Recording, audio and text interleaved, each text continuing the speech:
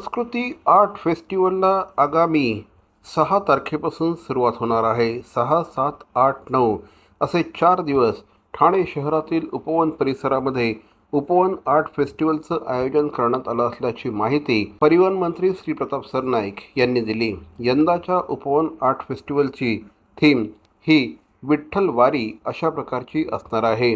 कला संगमाची विठ्ठल वारी अशा प्रकारची थीम घेऊन या कार्यक्रमाचं आयोजन करण्यात आलं असल्याची माहिती परिवहन मंत्री श्री प्रताप सरनाईक यांनी दिली। या कार्यक्रमाला उपमुख्यमंत्री श्री एकनाथ शिंदे यांच्यासह अनेक मान्यवर उपस्थित राहतील। शुक्रवार 6 फेब्रुवारी रोजी सायंकाळी 7 वाजता आनंदवारी या कार्यक्रमाचं आयोजन करण्यात आलं आहे। पंडित आनंद भट हे आपली कला या निमित्ताने सादर करणार आहेत। 7 तारखेला शिंदेशाही या आनंद शिंदे आणि आदर्श शिंदे यांच्या कार्यक्रमाचं आयोजन करण्यात आलं आहे। शनिवारी सायंकाळी 6:30 वाजता या कार्यक्रमाचं आयोजन करण्यात आलं आहे।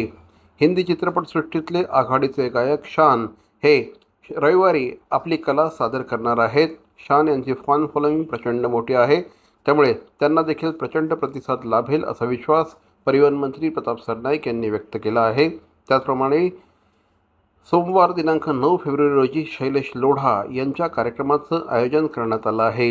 या व्यतिरिक्त देखील अनेक मान्यवर कलावंत उपवन आर्ट फेस्टिवलमध्ये आपली कला सादर करतील अशी माहिती या निमित्ताने देण्यात आली। या कार्यक्रमाला संस्थेचे कार्यकारी अध्यक्ष श्री पूर्वेश सरनाईक, सचिव श्री मनोज पिल्लाई यांच्यासह अनेक मान्यवर उपस्थित होते। त्याचप्रमाणे श्री जितेंद्र मेहता हे देखील कार्यक्रमाला उपस्थित होते। संदीप नाटे हे देखील कार्यक्रमाला उपस्थित होते। साधारण दररोज 1 लाख लोकांचा तर फुटबॉल असतोच, म्हणजे त्या पद्धतीने आम्ही सिक्युरिटी आणि सुरक्षा कसं जास्तीत जास्त प्राधान्य देता येईल त्यासाठी प्रयत्न करतो। परंतु 1 लाखाचा फुटबॉल हा दरवर्षी असतोच, तो ह्याही वर्षी होईल अशी अपेक्षा आहे। नाही, सगळी फॅसिलिटी ज्युपिटर हॉस्पिटल बरोबर आपला टायअप असतो।